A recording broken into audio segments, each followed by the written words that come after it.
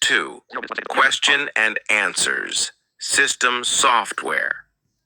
1. What is meant by computer software? Computer software is basically a collection of programs, instructions, data, and procedures that tell a computer what to do. A computer is just hardware without it. It can't perform any task on its own.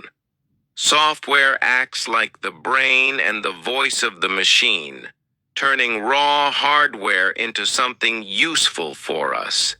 In simple terms, it's everything that isn't physical but makes the computer actually work for our needs. 2. Differentiate between system software and application software. System software and application software are the two main types of computer software, but they serve very different purposes. System software is the background hero of your computer. It controls and manages the hardware, provides a platform for other programs to run, and acts as a bridge between you and the machine.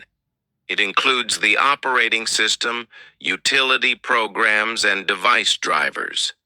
Without it, the computer couldn't even start or communicate with its own parts. Application software, on the other hand, is what we actually use to get our daily work done.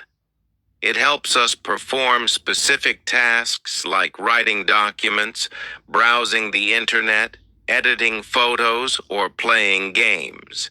Examples include word processors, spreadsheets, or web browsers. While system software runs the computer, application software runs on top of it to serve the user directly. 3. List down key functions performed by the operating system. An operating system is like the manager of your entire computer. Its key functions include managing hardware resources, CPU, memory, storage, and peripheral devices. Page 3. The system boot process, also called booting, is the complete sequence that happens when you switch on your computer until it is ready for you to use. It's like waking up the computer step by step and getting it fully operational. The key steps are: 1. Power on self-test, post. The computer checks if all basic hardware, CPU, memory, keyboard, etc., is working properly. 2. Loading the bootloader. A small program stored in ROM loads the operating system from the hard disk into memory. 3. Kernel initialization. The core part of the operating system, kernel, starts and takes control of the hardware. 4.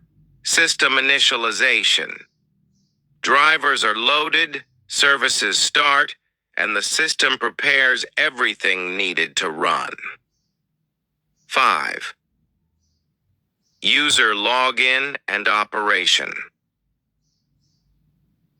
The login screen appears, and once you log in, the computer is fully ready for normal use. This whole process ensures that by the time you see the desktop, the operating system is completely loaded and in charge. 6. Differentiate between virtualization and emulation. Virtualization and emulation are both ways to run different systems or software on one computer, but they work differently. Virtualization creates a simulated version of a computer, called a virtual machine, that runs directly on the real hardware. It is fast and efficient because it shares the actual processor and resources. It is mostly used to run multiple operating systems side by side on the same physical computer. For example, running Windows and Linux at the same time. Page 4. Emulation, on the other hand, completely mimics or copies the behavior of another computer system or hardware and software.